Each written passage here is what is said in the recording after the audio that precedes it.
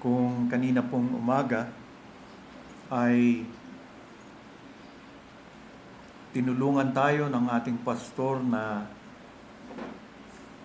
pag-aralan ang salitang adoption, ngayong hapon ay nais kong balikan ang isang salita na madalas nyo ring marinig na may kinalaman sa kaligtasan, na nakikita kong dapat maunawaang mabuti ng mga mananampalatayang katulad natin, dahil ito ay magagamit natin na doktrina o katuruan sa salita ng Diyos upang ipaliwanag ang ebanghelyo sa mga di mananampalataya sa pamamagitan ng isang simpleng tanong na kung ating maunawaang mabuti at maipaliwanag ay simpleng maibabahagi natin sa mga tao o sa ating mga kaibigan o mga mahal sa buhay, bakit kailangan ng isang tao ang manampalataya kay Jesus?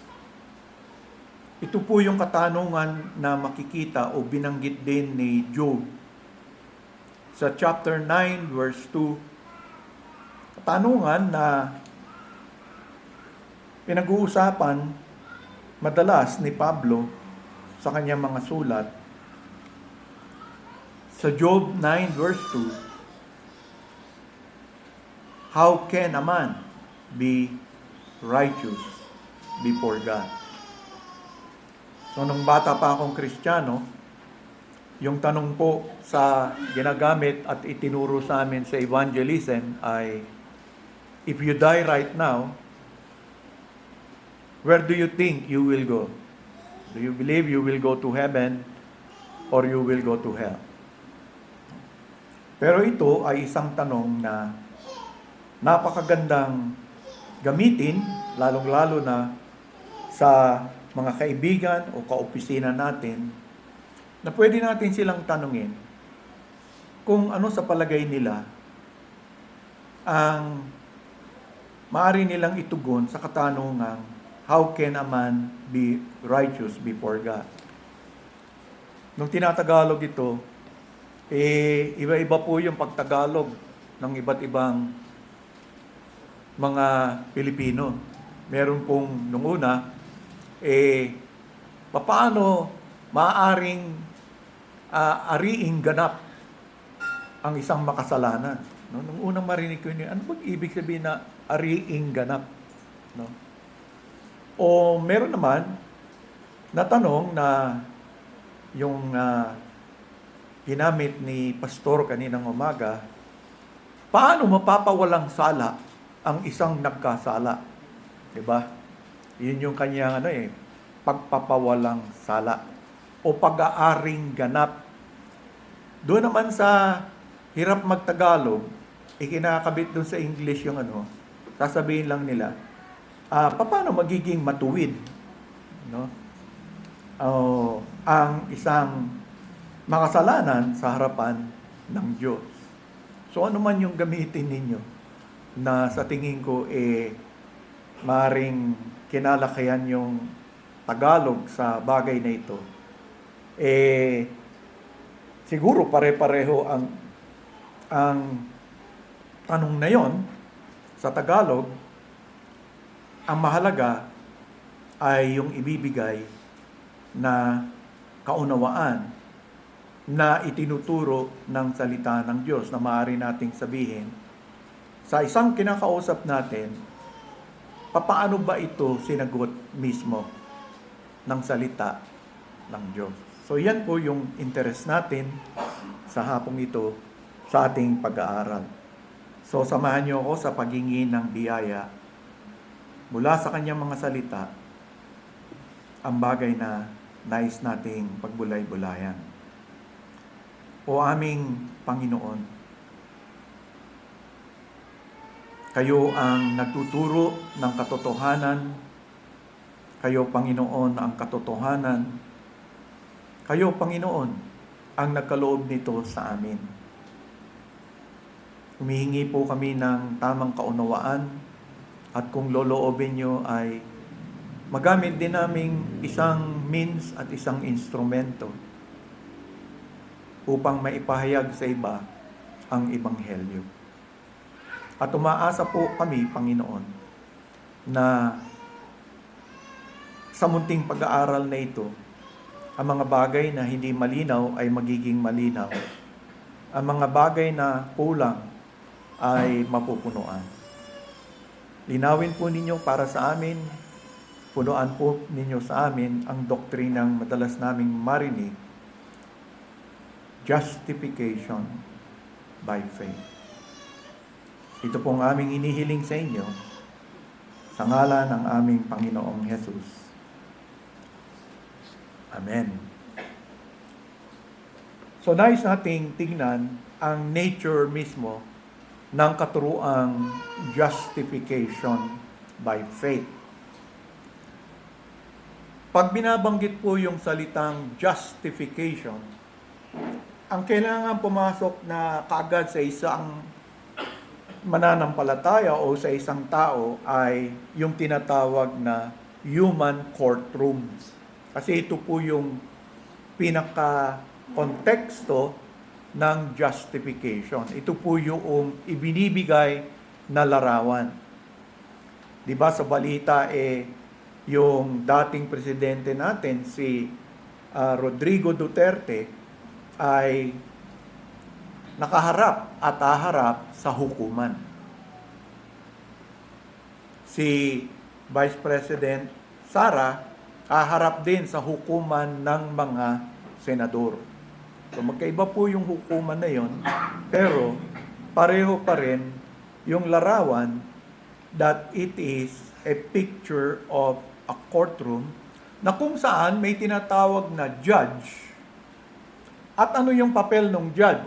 Yung judge, ang i-consider niya ay mga ebidensya. At base sa mga ebidensyang kanyang susuriin, gagawa siya ng isang tinatawag na formal statement. O madalas sa theology, yung tinatawag, pag justification po, mababasa niyo yung term na forensic statement. So, but whatever it is, I just want you to be aware na pag nagbasa kayo ng theology patungkol sa justification, paano ang isang taong magiging matuwid sa harapan ng Diyos, alam natin at binanggit din kanina ni Pastor, yung declaration. A judge, based on evidences, will make a declaration whether one is guilty or not guilty. Deklarasyon lang yon, isang formal na deklarasyon. Pag sinabi mong I am justified, yung deklarasyon po, hindi ka guilty. Pero dito sa Bible, ang mahirap po na pinagtatalunan, sa harapan ng Diyos, tayo pong lahat, guilty. Kahit sino pong abogado ang kunin ninyo, lahat po ng ebidensya tumutukoy, guilty ka. Kaya nga, pinagtatalon, how can God declare a guilty person not guilty? Mali yata yun, sasabihin ng iba. Hindi yata matuwid yun na gawin ng Diyos. Guilty ang lahat ng mga kasalanan. Siya rin nga ang nagsabing, all have sinned and have fallen short of God. Now, how can God declare not guilty tayo or anyone among us na tunay namang guilty? So, yung po yung pinag-uusapan pagdating sa doktrina ng justification. So, mahalaga na pag-isipan dahil nga ang pinag-uusapan dito is the court in heaven where God is the judge at tayo yung inihaharap sa Diyos, ganun meron ng clear statement din that all of us are guilty of sin. Maaaring tanungin ng iba sa inyo, paano tayong naging guilty of sin? Kung gagamitin yung law, mapupunan nyo sa salvation, sa kaligtasan, sa kaparusahan ng sino man, nababanggit yung law. Kung gagamitin yung law na yon, sigurado lahat tayo guilty. Bakit? Halimbawa, kung dudukutin natin yung moral law ng Diyos, 10 utos ng Diyos, na nahahati sa dalawa, na minsan binabanggit na yung first section is about loving God, and the other section is loving our neighbors. So, kung gagamitin for example yung loving God, have you loved God in the way that it should be? So, commandment 1 to 4. Yun yung gamitin, lahat tayo magiging guilty. Kung gagamitin naman yung relasyon mo sa iyong kapwa, lalabas, meron pa rin tayong kasalanan na nagawa laban sa ating kapwa. Kaya nga wala kang kawala doon. Maaaring doon pa lang sa unang bahagi, maaaring sabihin mo, ako wala naman ako tinatapakang ibang tao, wala naman nagsisikap ako mabuhay ng maayos, wala akong kaaway, wala nagagalit sa akin, at wala rin akong kinagagalitang iba. Okay, maganda yan na meron kang magandang relasyon sa iyong kapwa-tao. Pero paano ang relasyon mo sa Diyos? So, 4 po yun. At doon ay marami sa mga tao ngayon, hindi nila iniisip masyado yon. Nandito sila sa ikalawang bahagi at doon nila, hindi naman ako kasing sama ng iba. Siguro naman matatanggap ako ng Diyos. Idideclare rin ako sa dulo ng Diyos na matuwid. Kasi ang pinagbabatayan nila doon lamang sa horizontal relationship na meron sila, forgetting na yung law, nauna po yung tinatawag na relasyon natin sa Diyos. Na maaaring sabihin lang ng iba, nagsisimba din naman ako, paminsan-minsan nananalangin, and all these things. But if you would be straight up in reading it, kahit hindi ka theologian, hindi ka Bible scholar, sasabihin mo kung magiging matuwid ka sa iyong sarili. Somewhere along the line, I have sinned against God. And you will be pronounced guilty by the law of God. Tayo nga mga Kristiyano na, hindi natin tinitignan kasi nga, yung law, hindi na yun yung magiging pamantayan. Bakit po? Because Christ already has done something about what the law requires of us. Pero bakit ginagamit? Tinitignan po natin more ang law as what? A responsibility. God still uses it to His people to remind them of their responsibility. Oo, Kristiyano ka. Oo, ligtas ka na. But you have a responsibility toward me as your God. You shall have no other God. No? Responsibilidad mo yun. Hindi ang Diyos ang gagawa nun, ikaw yun. Meron kang responsibility dyan sa mga katabi mo, dyan sa mga tao sa paligid mo. So Christians must consider it more as their responsibility. Kung dadako ka naman kay Kristo, si Kristo sinasabi, that is one way of showing your love for me. If you love me, you will keep my commandment. So hindi na ito nagiging issue sa isang Kristiyano whether titignan siya ng Diyos na matuwid o hindi matuwid. Bakit ba nag-iba? Diba? Dapat, alam mo yon. At yun nga yung tinitignan natin. Pero hindi natin sasabihin na simply because Kristiyano na tayo, wala nang role yung law sa atin. Every law in the Bible, in the New Testament, to me, is God's way of reminding me of my responsibility to Him. This is the Lord's day, this day. And I have a responsibility to God to worship Him in spirit and truth. May responsibilidad ako. God wants me to be a very responsible person, a very responsible Christian. Honor your father and your mother. Hindi sinabi doon na Christian yung mother mo, Christian yung father mo. Kung hindi Christian, exempt ka. Sinasabi doon, ako'y may responsibilidad bilang isang Kristiyano. Kaya nga inaalam mo, ano yung responsibilidad ko? Kung sa kanilang buhay pa sila, may pangangailangan, mahihina na sila, hanggang sa mamatay sila, you honor them.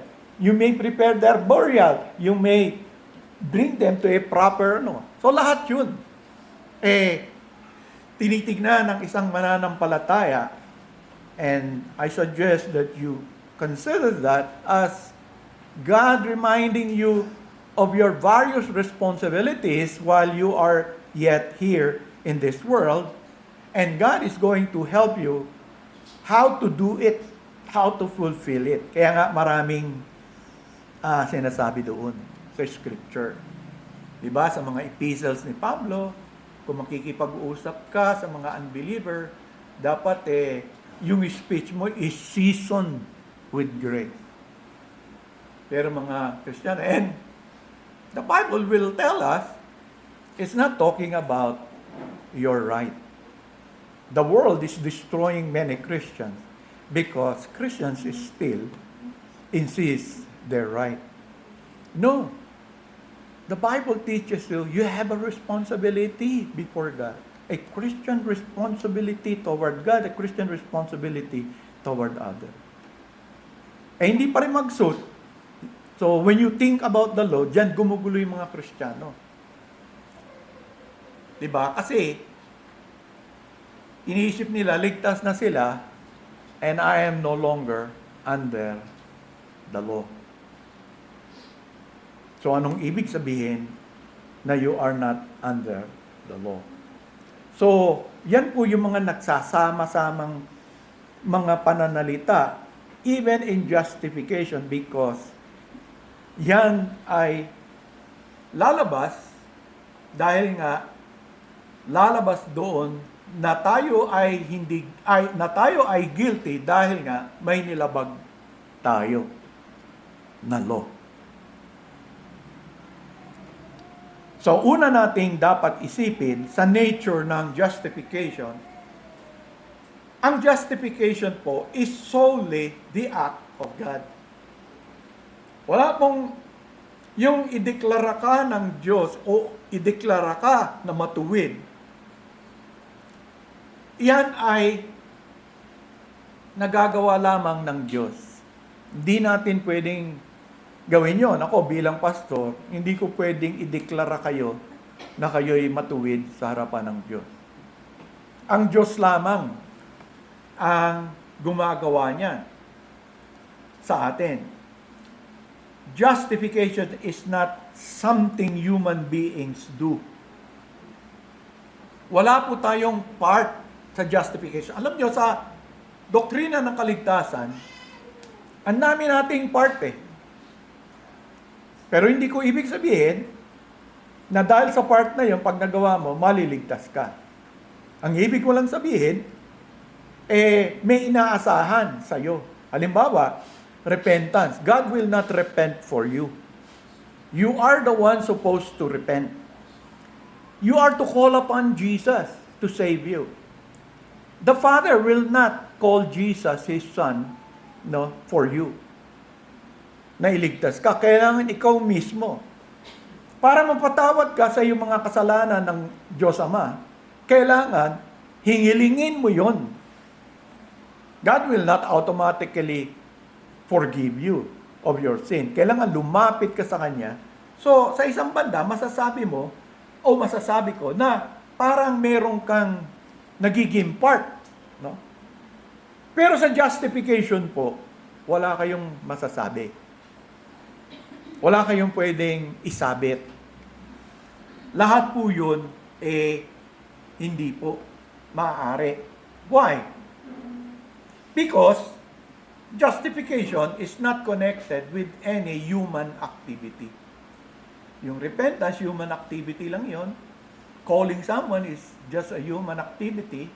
But in justification, sa doktrina niya, sa katuruan niya, there is nothing connected at all to any human activity. When activity is being spoken of, it is solely the activity of God. Tandaan po natin yan. Hindi natin na-justify ang ating mga sarili. No? Hindi rin yan yung repentance natin, kasi may iba sinasabi na if we confess our sin, then we are declared right before God. Kasi parang, di ba, confession, in-acknowledge mo, pinatawad ka, but that is not justification. It has nothing to do with what we do, what we say. Why? Because it is the work of God solely. Secondly, justification is solely the declarative act of God. Yung sinabi ni Pastor kanina, yung declaration. It is a declaration. Pag sinabing, you have been made righteous, hindi po ibig sabihin, naging matuwid ka na sa buhay mo. Nakukuha nyo? Kasi yung iba, akala nila, if you are justified, naging matuwid ka na. Dati, hindi ako matuwid. Ngayon, matuwid na ako. Kung matuwid ka na, ba't nagkakasala ka pa rin? You see, it is not. That is not what God does. It is God making a declaration about guilty sinners. Yung declaration ng Diyos may kinalaman doon sa mga dineclare ng guilty. Guilty ka na. At ang nagsabi rin nun ay ang Diyos, you're guilty. Pero ngayon, in justification, God is going to declare the guilty no longer guilty. Wala kang ginawa, wala kang kinontribute, ang Diyos ang nagde-declare nito. And He makes it an official declaration. And the declaration, you are justified.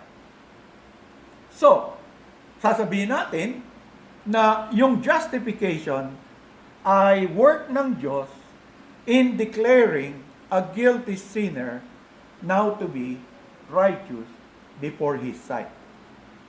Kasi nakatayo tayong lahat, tatayo sa harapan ng Diyos. Di ba yung parang picture na sa Judgment Day, pinaghihiwalay. May mga taong pinaghihiwalay. Yung isa sa kanan, sasabihin ng Diyos sa pagharap mo, I have declared you not guilty, no, though you are a sinner. Dito ka. Dito, you are guilty that needs to be punished. Dito ka. No. You were not declared righteous. So, sa judgment, mahihiwalay. Although all are guilty, some will be declared by God to be righteous. So it's solely a declarative act by God. Justification is not what God does in us. There is nothing that God does in you in justification. Wala.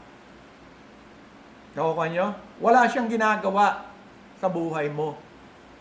All God does is to declare you with guilty as righteous. Kaya nga maraming umaangal. sa bagay na yon. Kaya ang tanong natin, paano nagawa ng Diyos yon? Na hindi siya naging unjust and unrighteous.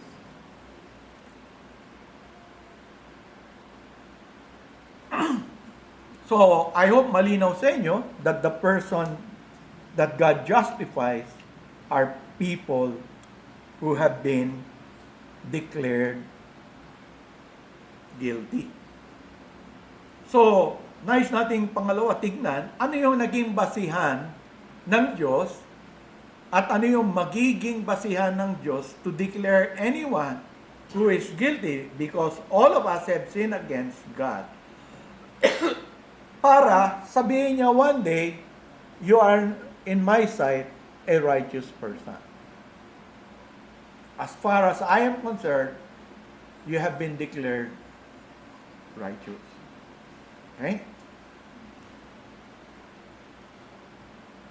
Ano ang nakita ng Diyos sa'yo, sa akin, para sabihin niya at i-declare niya na magmula ngayon, ituturing kitang righteous.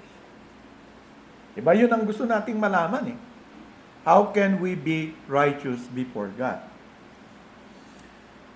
Ano ba ang nag-cause sa ating Diyos para gawin yon? Alam ko, kaya nyo answer isagot, di ba? ng mas malalim pa ring pananalita. Yung sagot po, simple lamang. Pero parang mabigat. The basis of our justification is the imputed obedience of Jesus Christ. Parang, ano naman kaya yung imputed obedience ni Jesus Christ? Pero yun exactly yung sagot. Para ma-declare tayo. Imputed, ano bang ibig sabihin nun? Para sa inyo. Diba? Ang ibig sabihin po nito, in the gospel, God takes the obedience of the Lord Jesus Christ and He credits it to you. Nakuha nyo? Eto ka, ang ginawa ng Diyos para ma-declare kanya na righteous na ngayon sa kanyang harapan. Although yung kalagayan mo is that you are guilty. Kasi ginawa mo naman talaga yung mga kasalanan na yan. Kung kikilos ang Diyos, no, ang kanyang tangi lang kinilos, hindi sa'yo, kung hindi sa kanyang bugtong na anak. Na kung saan, yung ang kumilos at gumawa ng righteousness, yung kanyang bugtong na anak na si Jesus, and whatever merit that righteousness has, which Jesus did, He will take it, kaya nga impute, no?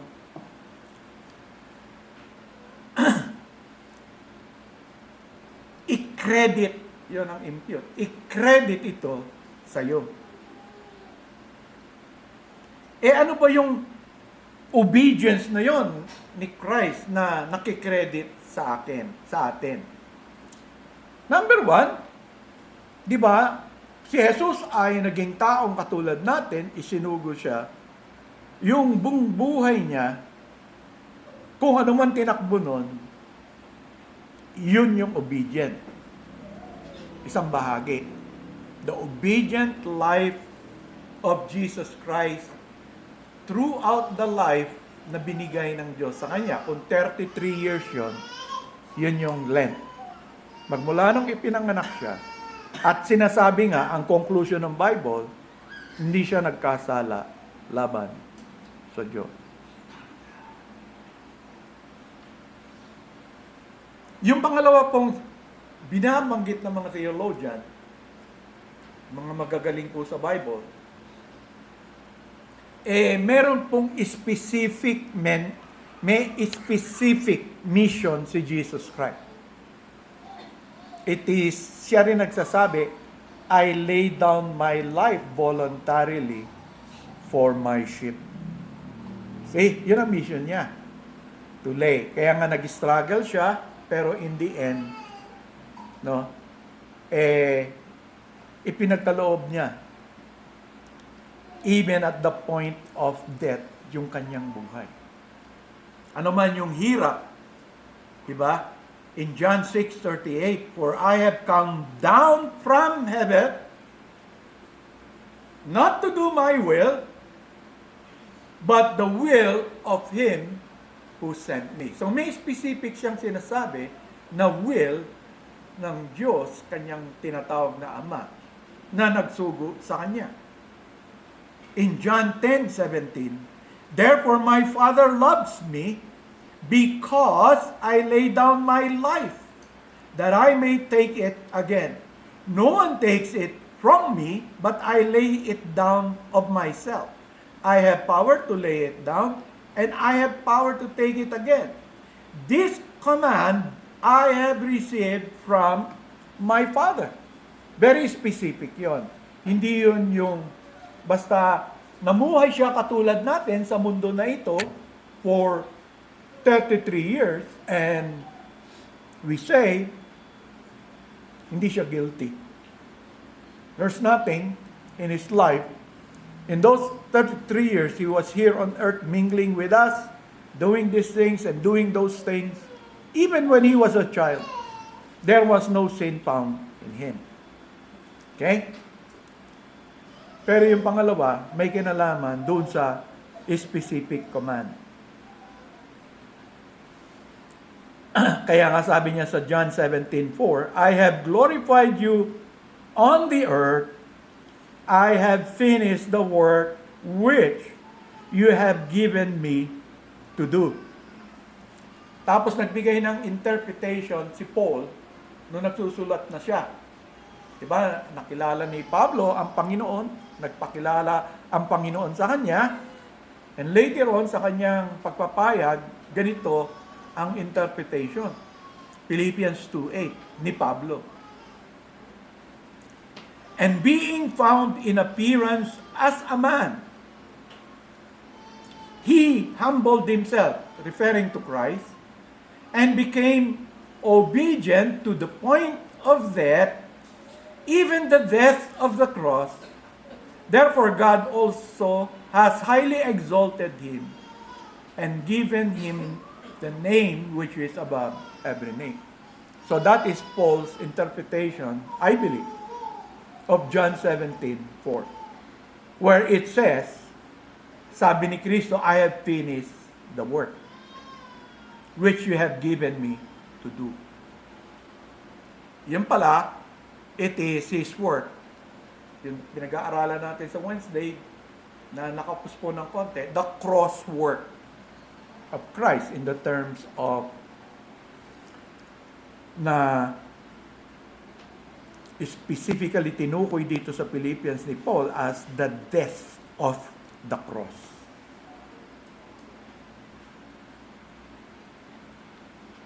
So it is a very special one act of obedience, and he was exalted by God to the highest position. And this one act of obedience, which God credits to all who believe in Him. So, kung ito, nanampalataya kay Jesus, yung righteousness, that one is, lalo na yung one special act ng Diyos ni Kristo sa krus, yun ay ikrinedit. Pero, sinasabi ng Bible, that is being done for those who believe in Jesus. Ano yung basis? It's not even repentance. Katulad ni Adam, through the one act of Adam, lahat tayo nagkasala. Now to this one act of Jesus, no, many were declared righteous those who believe.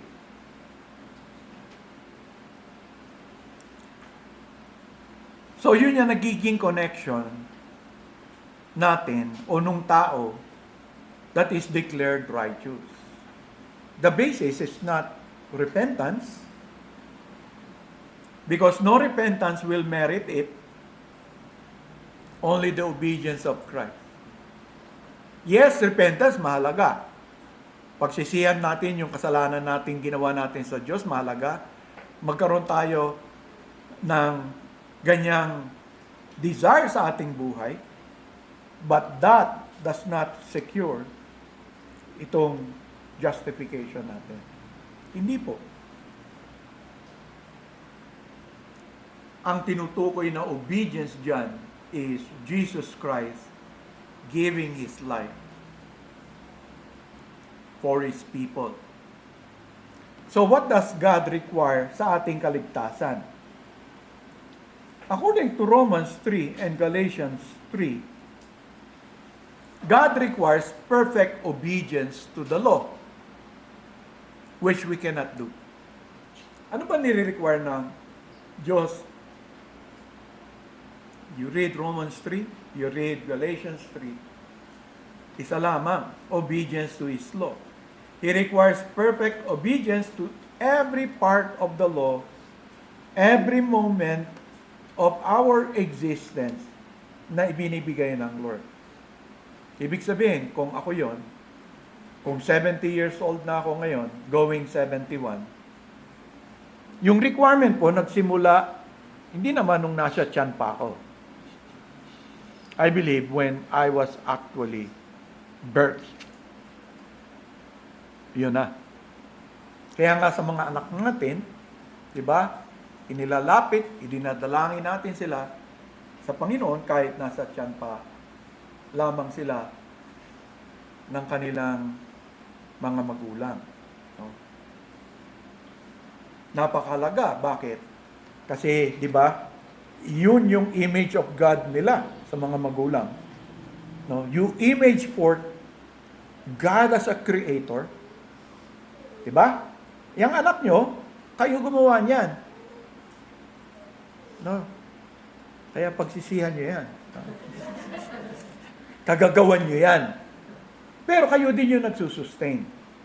Kaya nga, in one sense, we came into this world through God who created us, and our continued existence in this world is God sustains us.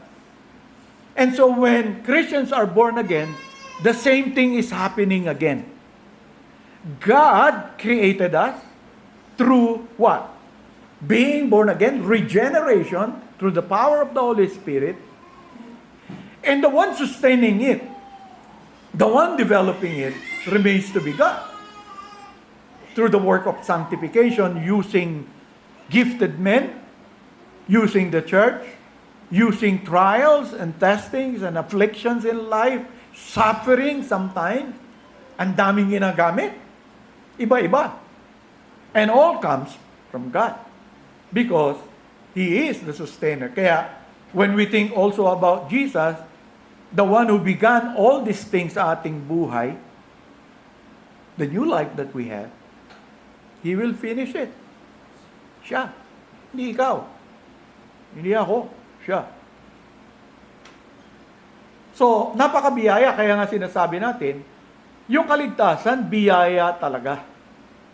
Kasi all the way through, God is with us. Emmanuel. God who is with us in every area, in every pursuit in life. Diba? Ano lang nire-require ng Diyos natin? Yung nga sinabi ko sa inyo, be responsible. Maging responsable ka, anak kita. Diba yung mga tatay natin, mga nanay natin? Yan lang naman eh. Bisa sasabihin, ang laki-laki mo na. Maging responsable ka naman. No? Nung bata ka, pinagbibigyan kita, hindi mo nililigpit yung higaan mo, yung unan mo, kung paano ka gumising, iiwanan mo lang. Eh ngayon, tanda mo na eh. Ganyan ka pa din. Ano sinasabi nila? Be responsible. Napag-aaral na kita, tambay ka pa rin. Be responsible. Maghanap ka ng trabaho. Magtrabaho ka, maghanap buhay ka. Same is true with that. God is saying, be responsible. You're my child. And as my child, ito dapat yung ginagawa mo. Ito dapat yung goal mo sa buhay mo. Diba? Kung gusto mo magkaanak, there is great privilege. I give you that privilege. Diba? Sabi rin ni pastor sa atin, great is the responsibility. Ngayon, bagsak sa ulo mo ngayon yan. Diba? Diba? Pribileyo ka, binigyan ka ng baby ng Panginoon. Yung baby na yan, ano pa lang yan? Kumbaga sa tuldok. Nasa kamay ng Panginoon lahat yan. Diba? But you are to be responsible. Kung kailangan magpatingin ka sa doktor para matulungan ka kung ano nangyayari dyan sa baby na yan, gagawin mo. Hindi mo sasabihin, ang Diyos ang nagbigay niya, di bahala siya. God gave clear teaching and tell you, be responsible. Take the responsibility. Pag lumabas na yan, uulitin na naman ang Diyos. Darating na naman sa iyo ang Diyos. Be responsible. Teach them in the admonition of the Lord. So, may guide naman. So, nung unang panahon, di ba? Yung mga tatay ang naghahanap ng mapapangasawa ng anak nila. Sa panahon ngayon, nako, uso pa ba yun? Sabihin ng iba, uso, hindi na. So, pero sa buhay natin, anong pinapakita sa atin? Diba? May tinatawag ang means. May ginagamit na means ang Diyos when it comes to life itself. Ganon din sa justification. Ano ba yung ginagamit ng Diyos to justify sinners? Kaya nga, justification by faith. Ang ibig sabihin po, He justifies through the means of faith. Romans 3:28. Therefore, we conclude that a man is justified by faith apart from the deeds of the law. Hindi ka ma-justify through the deeds of the law. Walang kinalaman yun. Because the law, di ba hanggang ngayon naman Kristiyano kayo. Umarap kayo. Isang law lang. Yung 10 Commandments, the moral law. Sasabit ka na ng gusto dun. Kahit Kristiyano ka, may masasabit ka dun. Doon lang sa unang, kunyari, pagkatapos nito, maghahanda ka. Sa susunod na Lord's Day. So, Friday evening, magsimula ka na. Tignan mo yung first tablet of the law. Ayos kaya sa Diyos? Naging very responsible Christian ka ba sa iyong relasyon sa Diyos? Nako, masyado ako naging busy sa trabaho. Takot ako sa traffic, yun. Nawalan ako ng panahon sa Diyos. Parang magulang mo yan. Papasok ka sa trabaho, nandun magulang mo, hindi mo binati. Morning, lad. Wala, mamadali ka. Parang wala siya dyan. Matutuwa kaya tatay mo sa'yo. Uunawain ka na lang. Diba? Dahil tayo anak din ng Diyos, there is no longer condemnation. Sa isang banda, na-exploit. Kaya nga sabi nun, dahil ba mabiyaya ang Diyos, magpatuloy tayo sa ganung kamalian? Hindi. Kung Kristiyano ka. Because you want to be much more responsible. In your relationship with God, you have a great responsibility that God placed upon you if you want to have a good relationship with God. Do you want to have a good relationship with God? Be responsible. Take all the responsibility for it because there is no one who can take it for you. Not your wife, not your children, not your pastor, not your best friend, it's you. Kaya nga pagharap mo sa Diyos, di mo pwedeng isama yung asawa mo. There's no marriage in heaven. Hindi, ikaw. Sa isa tayo, tatayo sa harapan niya. And we will what? Give account for everything. So you see. Diba? So, may means na ginagamit ang Diyos to justify sinners. It is by faith. In Romans 5:1, therefore, having been justified by faith. Kung ikaw ay nanampalataya, we have peace with God through our Lord Jesus Christ. In Galatians 2:16, knowing that a man is not justified by the works of the law, but by faith in Jesus Christ. Even we have believed in Jesus Christ, that we might be justified by faith in Christ and not by the works of the law, nor by the works of the law, no flesh shall be justified. Yan, malinaw naman yan. Hindi mo kailangan maging theologian. Paulit-ulit lang sinasabi, it is by faith. Faith in whom? In Jesus Christ.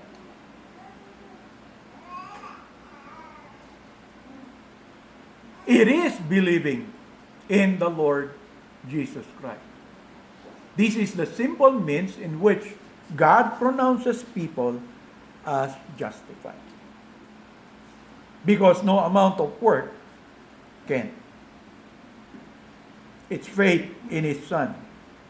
And what is the nature of faith? The nature of faith is to receive, to trust, to accept.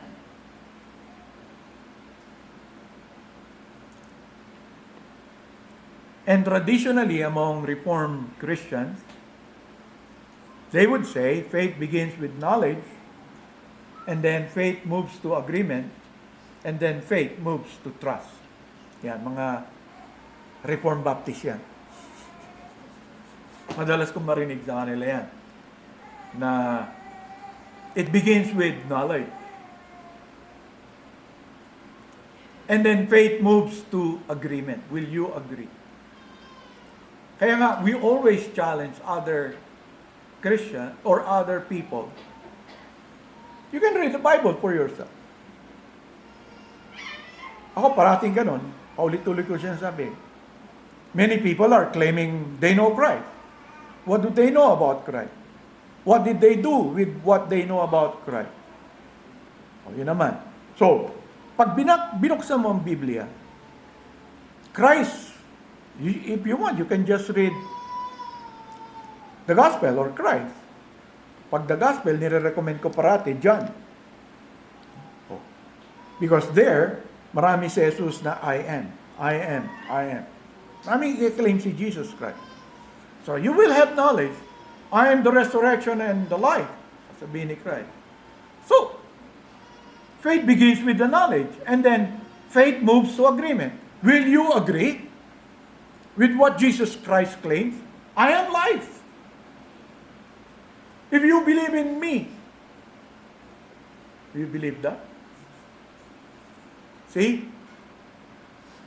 Kaya tama yung mga reform back. And then, yung last, to trust or to accept.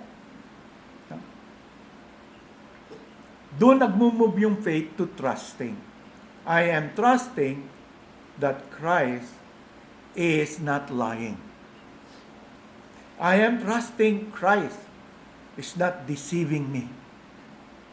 I am trusting that when He promised He will give me eternal life, that He will indeed do it. Because if God is secretly a liar, all of us are dead. Bakit? As a Christian, you're just trusting. Nakarating kayo doon na nagtiwala kayo na siya yung promised Jewish Messiah. Yun ang una. Diba? Yung mga Hudyo, kaya hindi sila maligtas, hindi nila kayang paniwalaan na itong ipinako sa krus na sineselebrate natin, yung promised Jewish Messiah. Kung siya yung promised Jewish Messiah, ba't ganun? Anong nangyari sa kanya? Hindi yan yun. You see? Pero, ako, ikaw, Maglo-Lord Supper pa tayo mamaya, ano sinasabi natin?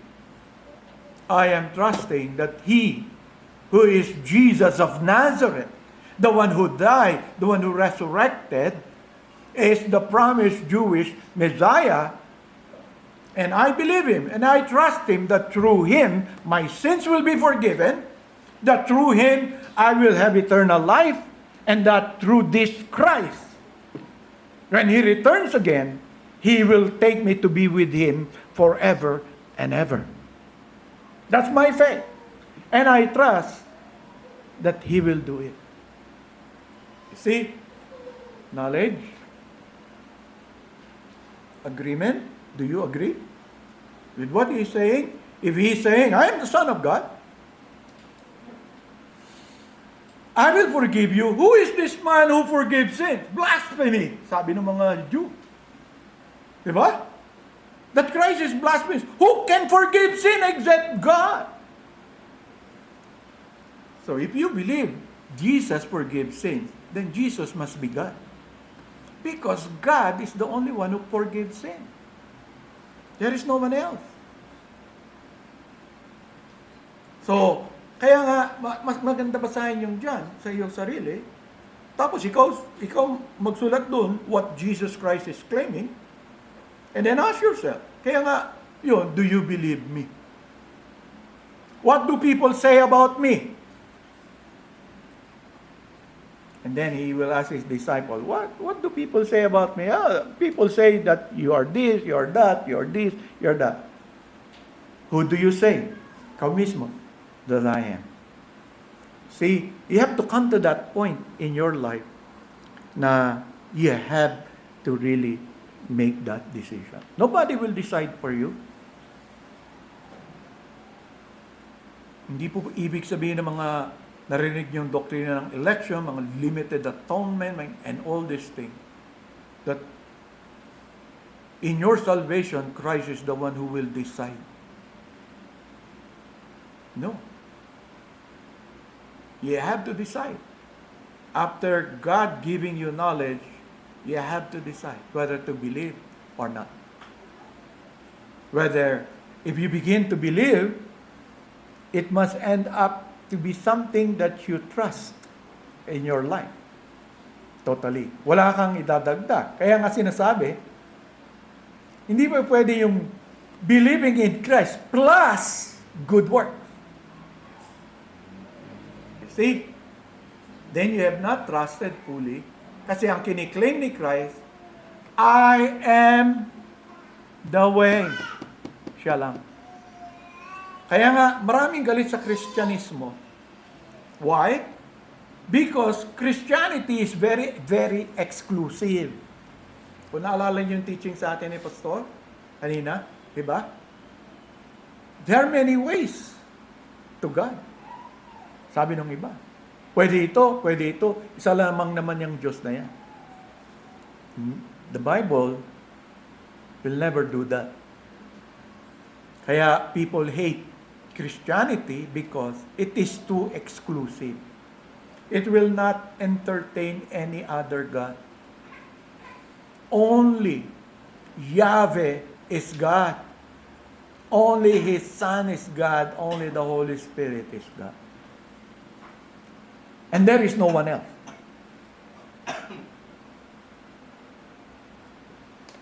And many Christians are persecuted. They are not killed. But in other countries, you will be imprisoned. Diba?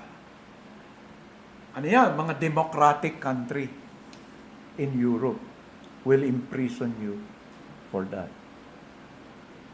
The exclusive claim. But does the Word of God claim that exclusively? So, ano yung result ng justification? Alam nyo na. God accepts you. Why? Because God declared you to be righteous. Doon ka lang ma-accept ng Diyos. Dahil dineclare kanyang righteous, so, siya yung nag-declare. Alam mo, hindi kanya tanggapin. Nakukuha nyo? Ba't kayo naging tinanggap kayo? Kasi ang Diyos ang nag-declare na righteous ka. Hindi natin mapaniwalaan yan. Minsan nag-struggle tayo. No. Kaya nga, pag nag-struggle kayo dahil nadadaya tayo ng sin, and then binabalik kayo sa law, tandaan nyo yung sinasabi ko. The law today for us is telling us, God shouting at us, don't forget you have a responsibility. This is your responsibility as a Christian. As a follower of Jesus Christ, this is your responsibility. What is your responsibility? Love your wife as Christ loved the church. Submit to your husband as the church submit. And then you begin to reklamo because you're claiming your right. Di ba, right ko naman na ganito, ganyan. Don't talk about right. Kasi, sa umpisa pa lang, kung tunay yung pagsunod mo, the first requirement of true discipleship is what? Dying to self. You have to die to yourself until the end of your life. Because that self will always claim it's right. Don't claim your rights. Just be responsible toward your husband. Submit to him. At pag ginawa mo naman, kayo mismo makapagsasabi, kahit ganito asawa ko, masaya kami. Pag hindi ako nag-submit, ang gulo namin talaga. Di ba? Tama ba ang Diyos o hindi? Kung Kristiyano kayo, mag-submit kayo sa elders nyo sa church.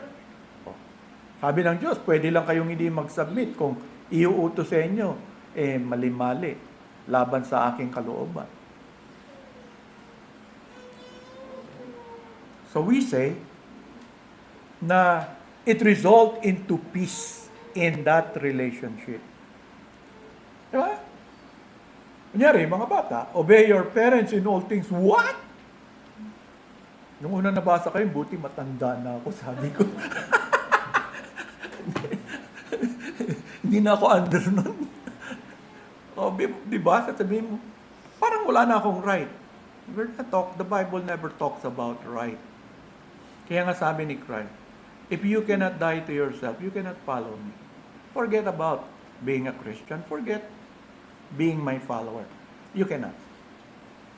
Tama naman. Sabi ko, tama nga. Ngayon naintindihan ko na, bakit sinabi niya, you cannot follow me. Kasi nga, you have to set aside your right, instead you take your responsibility. Christ has been teaching me to be responsible. As a pastor, I need to be very responsible. To you, to my God who gave me this and all.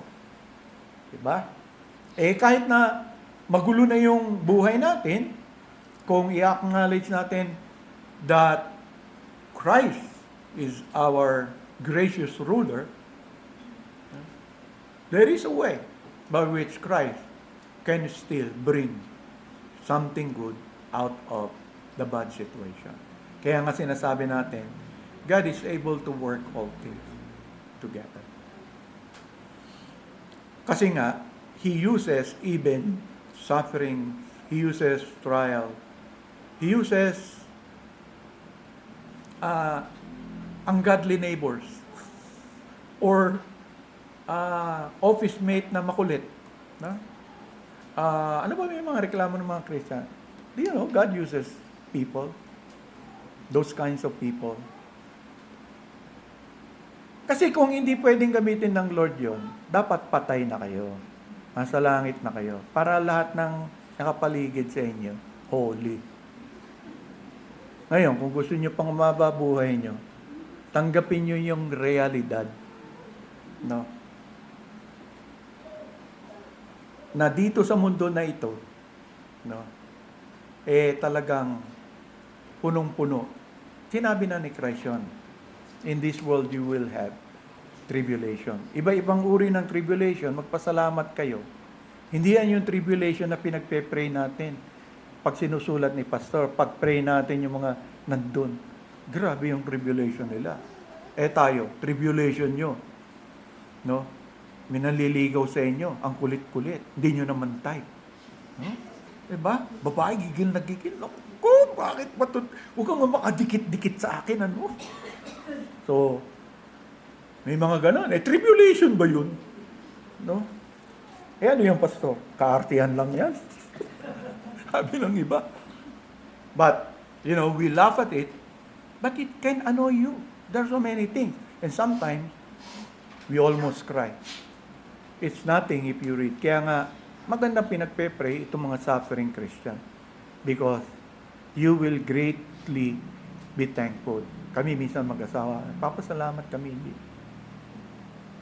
Hindi inaalaw ng Diyos. Imagine mo, sa ganitong edad ko, biglang magkagulo dito dahil sa religious belief.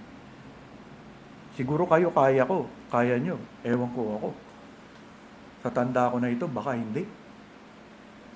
I might cause others to stumble. But God knows what He is doing. God knows what He is asking.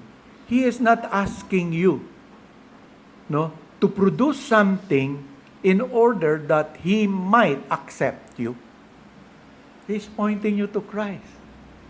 He said, go to my Son. Because it is through my Son that you will be justified. Is that fair? Is that unfair? No. It's gracious. It's a merciful act on the part of God. Why? We don't deserve it at all. We don't.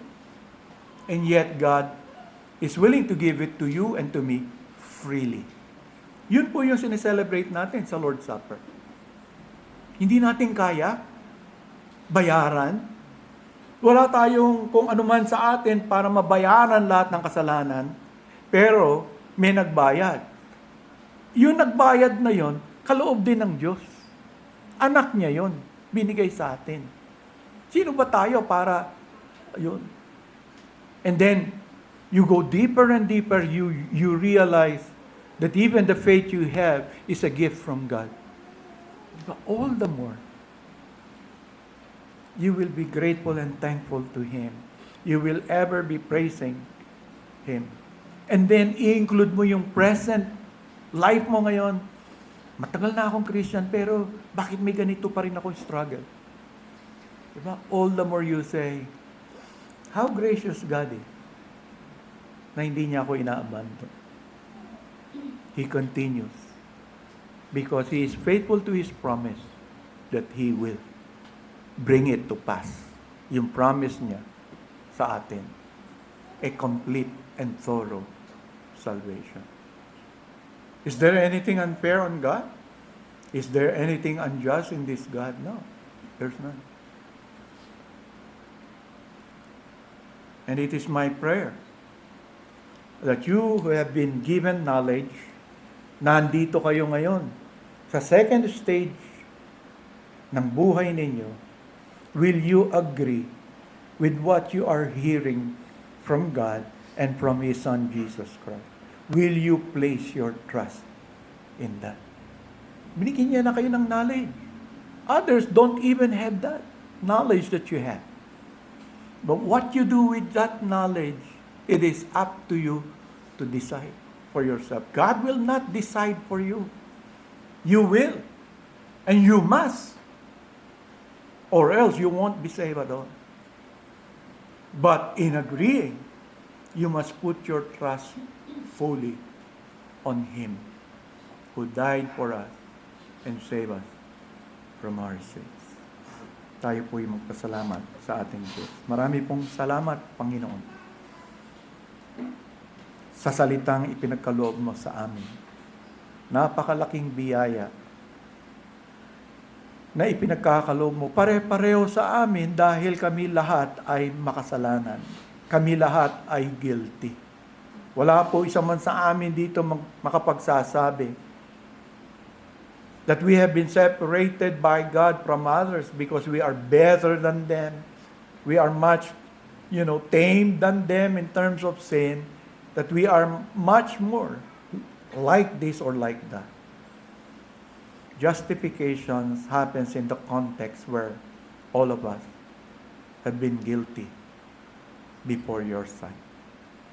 Thank you, Lord Jesus, for giving your life as a ransom for many. For it is in your name that we give thanks. Amen.